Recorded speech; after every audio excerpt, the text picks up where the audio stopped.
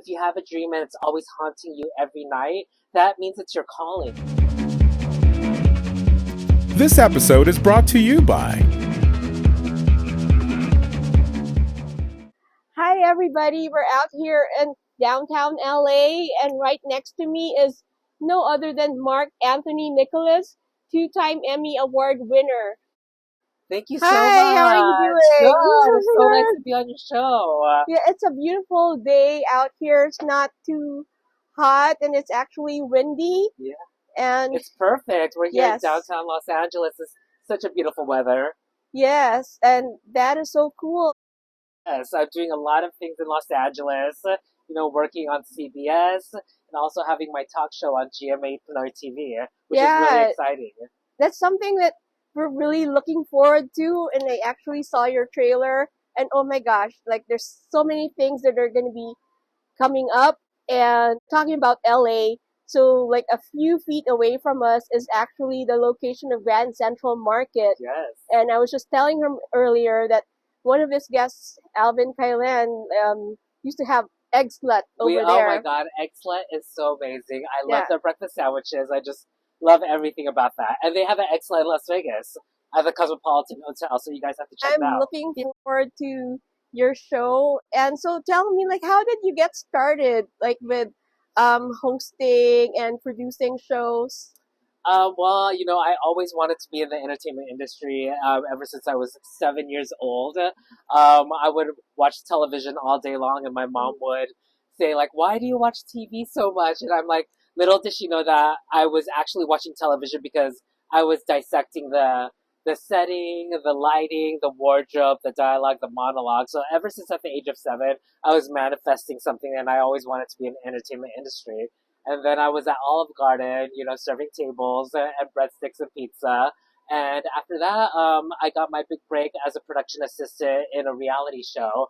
And that's how I entered the world of entertainment. Let's go back to when you were younger. Yeah. What is it about the shows that you saw that made you really, so to speak, obsessive about it, that you would watch TV and actually dissect what you're seeing? Yes, Like, what yes. was it? Yeah, and I never watched really cartoons, or I never really played outside basketball or football. I was so entailed and enchanted with television, especially talk shows.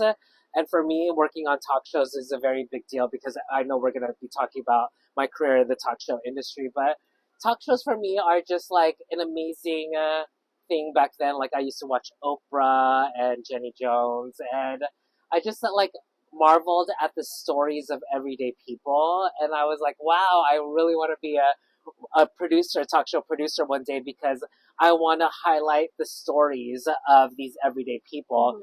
Or then I turned into a talk show host, which was amazing as well. But there's something about the talk show world that like really excites me, especially a live television show, because I learned something new from every day, from cooking segments to celebrities to human interests and everyday people.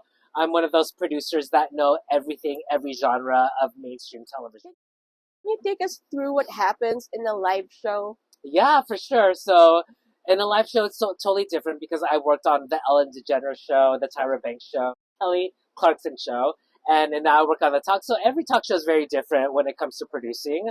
Like Ellen and Tyra and Kelly are a taped show. The talk is a live show, which I truly enjoy because there's no edits or anything like that. It's just a straight 1 hour show. So, for the tape shows, it's cut, edit, do again, over and over. So it's kind of like a 3 or 4 hour show. Talk is a live show, which I truly enjoy because there's no edits or anything like that. It's just a straight 1 hour show. So, for the tape shows, it's cut, edit, do again, over and over. So it's kind of like a 3 or 4 hour shoot. But at the talk, which is a live show, like it's exciting because you get that adrenaline rush and there's no room for errors and there's no room for mistakes. So basically, it's like I wake up at 5 in the morning every day. I have our production meeting at 7 in the morning. We do rehearsals at 8 o'clock for our segments. And then around from 8 to like 10, we brief the host on what's going to be the segments, the question. 11 a.m., it's showtime. And from 11 to 12 p.m., it's just constantly go, go, go. The excitement of 165 audience members, the excitement of the clapping and the noise and the music. It just is a rush of energy. And then after 12 o'clock, I go back to my office and prepare for my next segment of the day, which is thereafter. So we tape Monday through Friday, and it's exciting. And I've been there since season 1, and it's season 14. Oh wow! So how many seasons are there in? A year, so we start in September, and then we finish in June. Mhm. How long does it take to prepare for one show? Usually it varies. I could do a show since I've done this really a long time. I could turn over like a segment 24 hours. What are Yeah. your fondest memories from like going back to when you were a production assistant? Like, is there Yeah. anything from those experiences that you take with you up to now? Yes, of course. Oh my God. Being a production assistant is probably the hardest working job out there. And that's why I truly value my production assistants. I know how hard they work because I know they want to be producers one day. Like, I remember as a production assistant, I would drive a 15 passenger van. I would drive all the producers. I would make coffee every day for the producers. I would get lunch orders every day. So basically, it's the grunt work of everything. I would literally, do copies and type out like notes for them. And it was a learning process for me. So production assistants, so we got paid minimum wage. We started at 5 in the morning and ended at 5 p.m. So it was a 12-hour nonstop day for production assistants. But from there, I learned so much for the entertainment world. And after a production assistant, I transitioned into casting for MTV. And from casting, I was a casting associate, which was totally cool because I didn't have an office. I basically went to Disneyland, the clubs, the parks, and got like 15 people to come to MTV for dating shows or reality shows. And I exceeded that because I love to talk a lot. And So let's say, how would you approach someone? Let's say like we're here in downtown LA, yeah, and how would you Oh. approach someone who's just totally going about their own easy. So thing? if it's like a group of girls and I spot one and I say, "Oh my God, lady, sorry to interrupt your lunch, but I'm a casting associate for MTV and we're doing a new reality show. You guys have the look, and I would love for you guys to come on Friday to Santa Monica and audition for the casting producer. I'll give them my business card and all that stuff." So majority of the time that they go because they want to be on television. I mean, who wouldn't love a casting associate to go up to you while you're having lunch and think that you are meant to be on television? So then, I would do that like at like Disneyland, Knott's Berry Farm, at the parks, and I exceeded my ratio from 15. I got like 30 people there every single Friday, and I was promoted to casting producer. What do you look for in in someone that you would cast for a show like in MTV? Oh, and MTV. First of all, of course, it's all about looks and television, but for me, it's deeper than that. When I was a casting producer, yeah, you have the looks, but then you also have the personality as well, like and the charisma. I don't cast monotone people. Like I love the vibration of people's voices. So if it's like monotone, that's not good television because in the viewers at home, they want to hear the excitement in your voice, and you want them to, cause a little bit of drama when it comes to reality shows, and they have to have a strong personality too. So I always have this thing. Till I like even today, I have this rule called the ABCs, and it's A for attitude, B for the brains, and C for the confidence. And Mm. if you have all of that, you'll probably get into one of my television shows. So can you tell us something about the Ellen DeGeneres show, the Tyra Banks show, and the Kelly Clarkson Yeah, show? Like, yeah. I mean, what do you remember most about those shows? Well, those shows I had different titles. So Ellen, I was a celebrity researcher. So basically, what I did, say J Lo came to the show, I was literally researching everything and anything. I was researching how many times she got married, or how many kids she has, how many godchildren she has, like how many movies and music videos, how many Grammys she has. So as a celebrity researcher, it was fun digging up like their past and like their accolades as well. And some of the things that I learned from like celebrities was just like amazing. I knew like their trivias and like their hidden talents. And so I would give my researching packet to the producers and then they would run with it. And so basically the celebrity researcher was the first line of defense when it comes to the celebrities being booked because I give all the information to the producers and then the producers look at the packet and then they assess their segments from there. With the Tyra Banks show, I was the booking producer. So basically, I booked like everything and everything under the sun. So I would book like Rihanna's biggest fans, or like deserving dads, or like Beyonce's biggest fans. So as a booking producer, I would book like the deserving people that we want to surprise on the show. I would book homeless people that we want to make their lives over. So as a booking producer, I look for people that have a great story, of course, that could talk and that need something because like at the Tyra Banks show, we love surprising people, good things as well. And then the Kelly Clarkson show, I was the consulting producer. So basically what I did is help the producer produce their segments, whether it be like people like firefighters that we want to surprise or a charity that we want to highlight. As a casting producer, I help the producer like make a great segment. What are your favorite segments? For me, I love human answers. Like everyone thinks that I love celebrities, and yes, I've met so many celebrities in my life, like Rihanna and Beyonce, Taylor Swift, Selena Gomez, Justin Bieber. I mean, they're all amazing, and I love producing celebrities. But the thing that gives me gratification is actually highlighting and showcasing everyday people. So I remember at the talk, I booked a woman, a single mother, and she had this small candle business. She had 2 children, and I wanted to surprise her because Mother's Day was coming, and I wanted her to have the best Mother's Day ever. And this was last year when she told her story about like her business was like going downhill, and she wants to save her candle business. And for me as a producer, we gifted her $25,000 on the show. So yeah, we like making dreams come true, and I personally love that too. So celebrities are fun, but I think for me, I just like love making a change in people's lives. That is so awesome. And speaking of challenges, I know for sure you've had your share of challenges. Yes. And so how did you actually go through those challenges and get to where you are now? Yeah, I've had so many challenges in my life. First off, when my mom passed away over a decade ago, I was working on the Tyra Banks show. I always tell everyone it is grief turns into growth for me. And when I was working on the Tyra Banks show, my sister called me and says, Mom has stage 4 breast cancer. And so I had to evaluate, am I choosing my career or am I choosing my family? So I told Tyra that like I had to leave. So I bought a one-way ticket from New York to Los Angeles, and my mom was already on hospice, which was really sad. So she was declining really, really rapidly. And so I saw her take her last breath, and it was just sad seeing your mother take your last breath.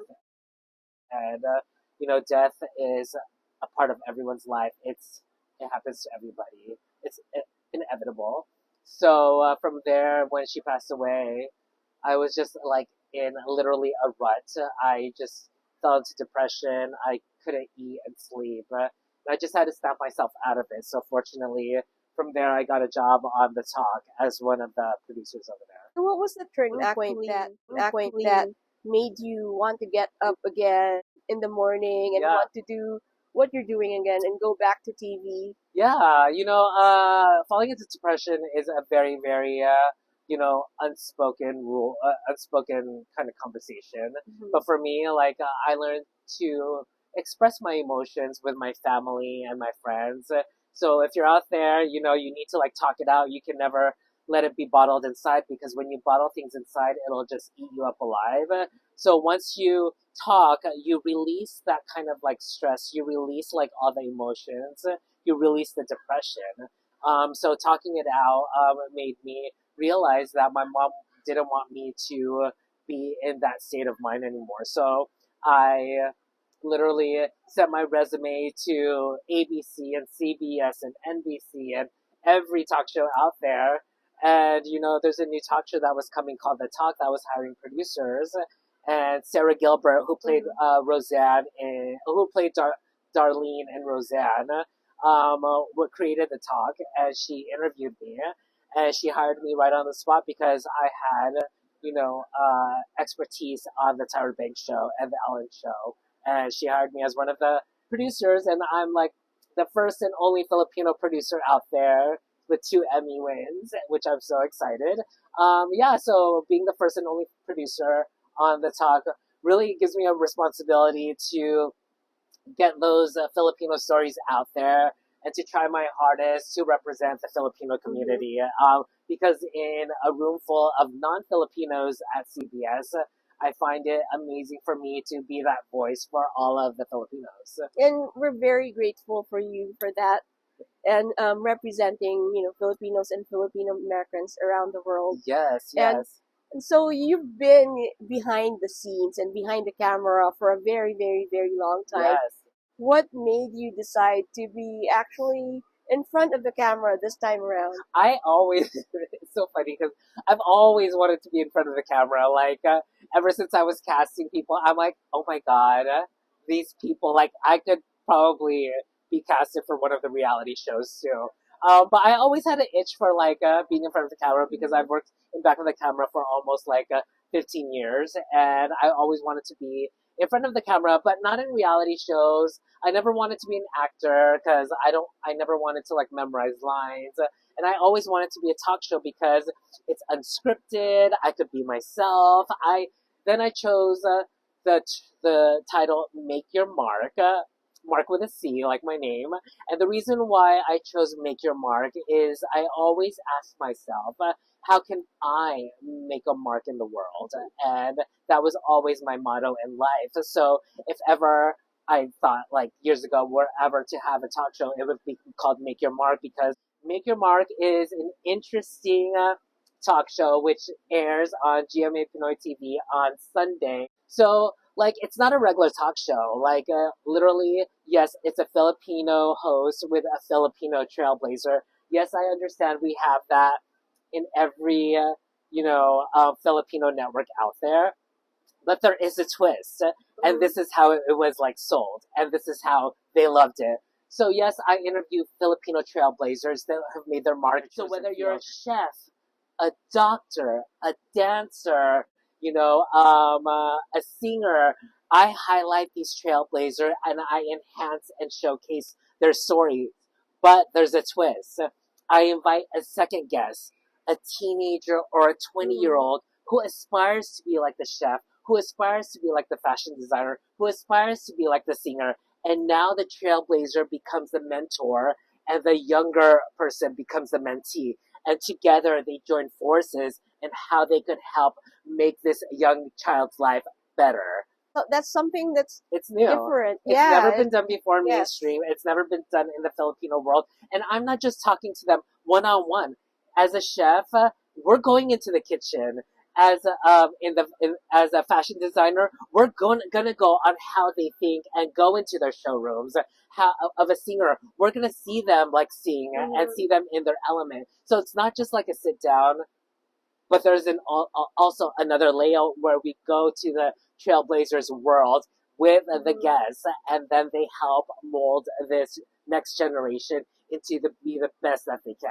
Yeah, so you're looking into the process of how things happen Yeah. and what the final product is, Yeah. and you're also connecting Yeah. people. And what you said in some articles about you, you'd like to help those people and Yeah. inspire those people Yeah. who have dreams, and you're certainly doing that in Yeah. your show, Make Your Marc. Yeah. It's a feel-good talk show. It's giving back. It's paying it forward. And a lot of times the Trailblazers are like, wow, like one of the reasons why I want to be on your show is because I want to help the next generation. They've been to so many talk shows before, but it's just one-on-one chat. But like for them to actually help and give back to a younger person, it's amazing. And that's why GMA Pinoy TV fell in love with the concept, because Filipinos love giving back, and they like hearing these people like from rags to riches. So now that you're inspiring and helping people achieve their dreams, when you were younger, did you get that kind of support from your No. family? I didn't even get support, and that's why like I wanted to have Make Your Mark, because these younger generation, they don't have help. They don't know how to be a successful chef. They don't know how to be a successful fashion designer. So one of the reasons why I developed the show is because I wanted them to have a mentor to teach them the ways. I myself, when I was a teen or in my 20s, I had no help. Like literally, I was just like sending my resumes out, and that's it. Like I had no mentor to like help me break into the entertainment industry, which was hard because I had all these questions in my head, but no one could help me answer them. Like my family, I am like literally the first family member that went into the entertainment world.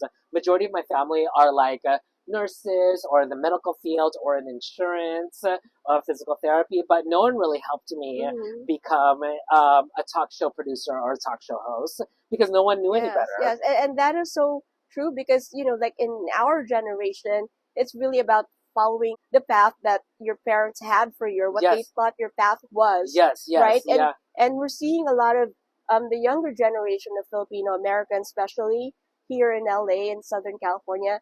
A lot of them are following their own path. Like we see more people now in the entertainment industry. We see more people now as singers, and there are a lot of role models who are out there now, like Bruno Mars is out there, Olivia Rodrigo is out there, and now there's gonna be Marc Anthony Nicolas on TV, and that is so awesome. Thank you. Yeah, you know, I feel like I just cracked the glass ceiling. I want to actually shatter the glass ceiling, not only for myself and my talk show, but for like everyone watching and everywhere around the world, because I want everyone to like achieve their dreams. And for me, like I always tell myself, like, dreams don't have a deadline. So whether you're like in your 20s, 30s, 40s, even if you're 80s, if you have a dream, like, go for it.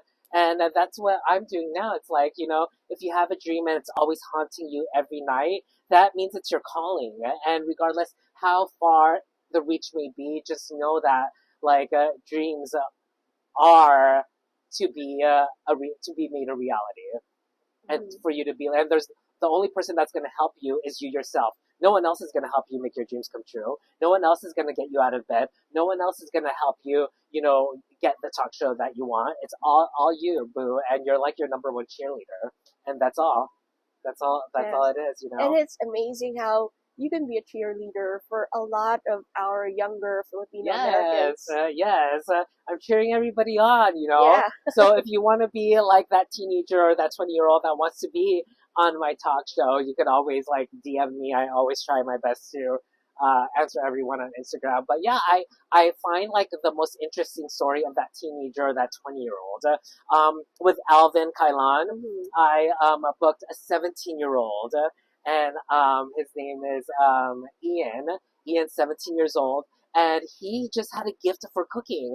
He doesn't use spoons or measurement cups or anything like that, and it is just a God-given gift. And he always asks Alvin, like, how can I be a chef like you? And Alvin literally showed him the ropes and the rules on what it takes to be a well-acclaimed chef.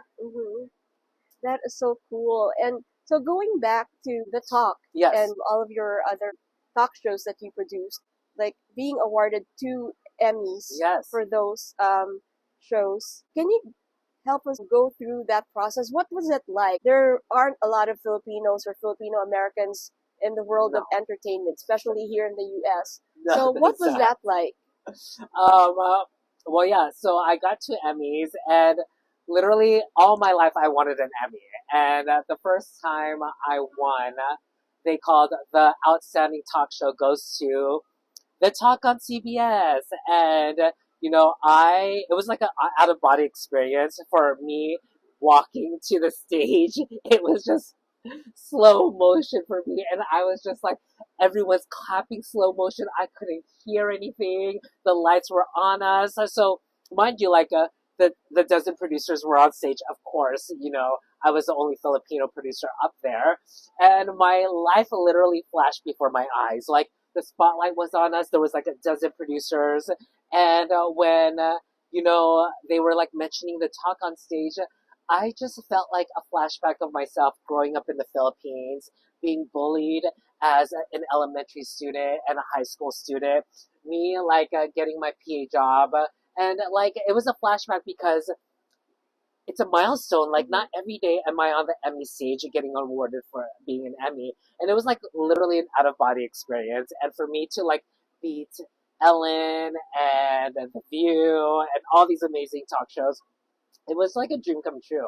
And not as if one wasn't enough, I got the second one, which was I was content and happy with one, but now having two when I was up there again, my life flashed before my eyes again, and it was just like slow motion, people like yeah yeah yeah yeah yeah, and I was just like yeah, again, it was like flashback of my life, and it was just so surreal, and I was just so happy, and every time I stare into like the Emmys, my dad's so proud. He always every time he comes to my place, he always takes a picture of the Emmys.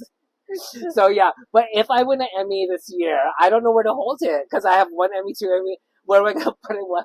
Maybe I can balance one on my face. Oh my gosh. But that would be so cool, wouldn't it? Yeah, I mean, whatever the universe gives me, whatever God has planned for me, I am happy with two Emmys. Having a third one will be amazing, but it's in God's hands and it's in the universe. And that's how, like, for me, I think that's like the best thing about life. I don't expect a lot in life. I don't expect a lot from life.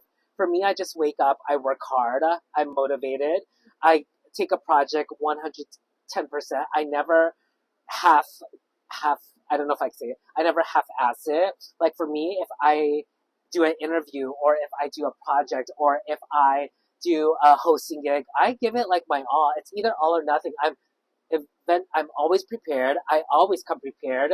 And these people trust me, take their time for me to be a guest, take their time for me to be a host, take the time for me to like do like a gig for their auctions. Like I want to do them proud, and I'm sitting here like being interviewed in your show. Like I'm bringing it my all and trying to get the nuggets for people to learn of the entertainment industry and back of the camera and also in front of the camera. So yeah, so every time I'm here talking to people, I know some people are just like, I'm a guest on the show and I do this and that, but like I'm here to be fun and informative, and that's what I love.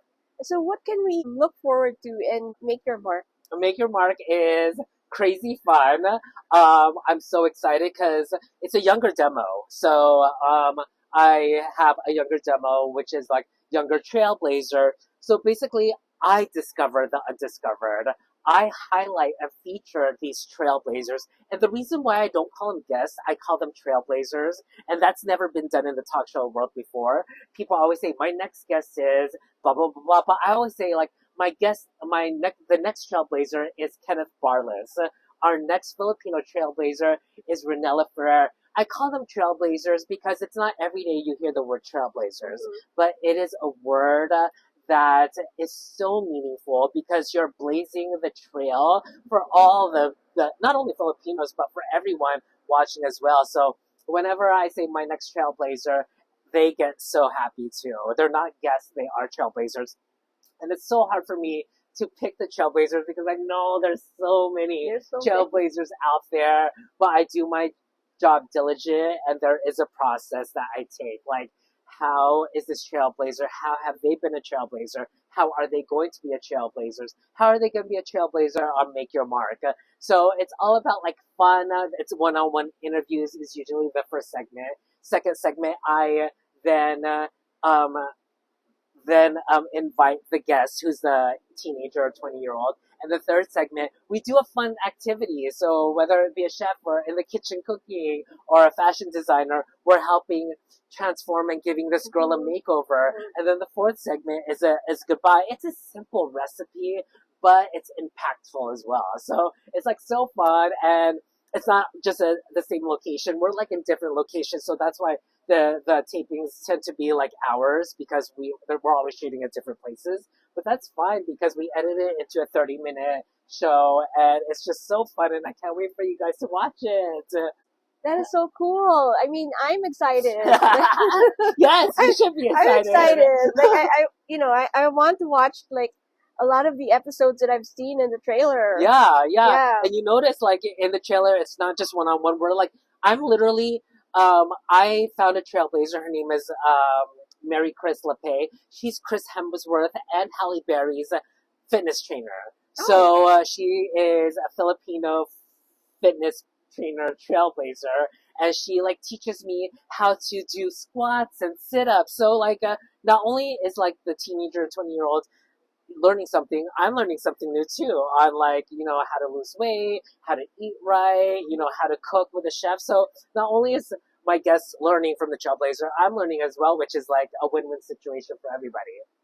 That is so awesome. And speaking of food, I know like we've been talking about food since we started.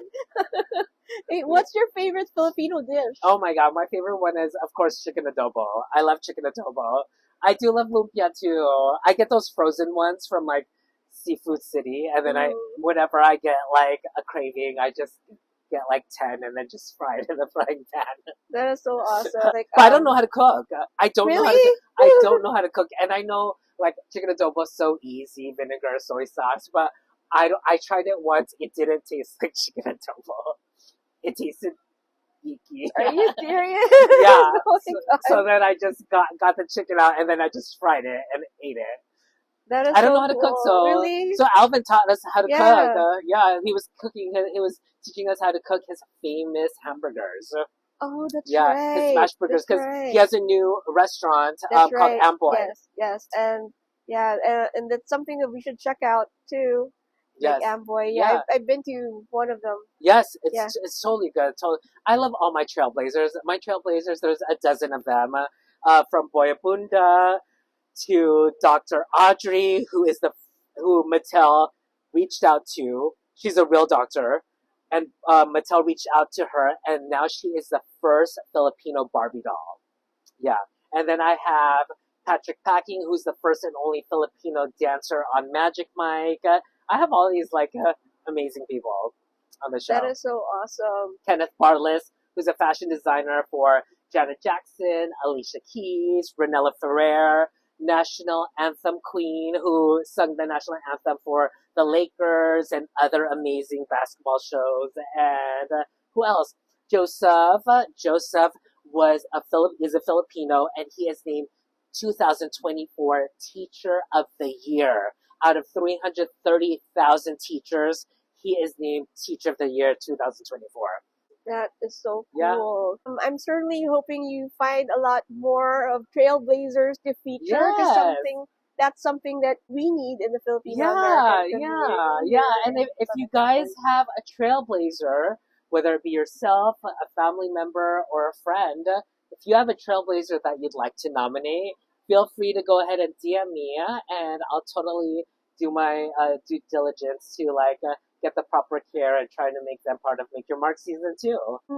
What else haven't you accomplished? Like, what else is in your bucket list? There's so many things I know, and not only have I gotten 2 Emmys, but another recent award, I was inducted into the Asian Hall of Fame, and that is the cream de la creme when it comes to accolades and trophies, because the Asian Hall of Fame literally is all Asians. They only handpick 2 or 3 a year. So Margaret Cho is in there. Freddie Mercury is in there. I'm in there. The creator of Crazy Rich Asian. So basically, it's people that have made their mark in, the Asian American industry. Congratulations. Thank you. That one's fun. And of course, TOFA, the Outstanding Filipinos Award. I was awarded that as well. Much. We got a shout out to Tito Much. Shout out to Much. Yeah. Spotlight Awards. He gave me my Spotlight Awards for two years. Thank you. Oh my gosh, that is so awesome, and that is really exciting. Marc Anthony Nicolas is definitely making his mark. Yes, yeah. So from in back of the camera, now in front of the camera, I hope that I could, make you guys proud. And always answer this question: how can you make your mark in the world? And so everybody, don't forget to watch his show on GMA Pinoy TV. Yes, Sunday, it premieres Sunday, March 24th, 4 p.m. Pacific Standard Time, 7 p.m. Eastern Standard Time, only on GMA Pinoy TV, home of the Global Pinoys. Yes.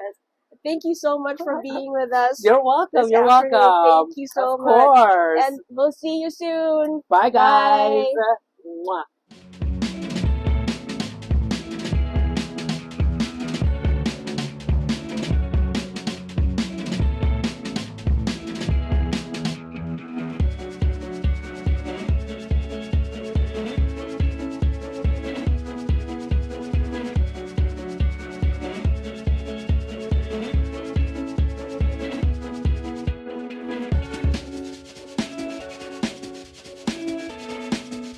Don't miss out.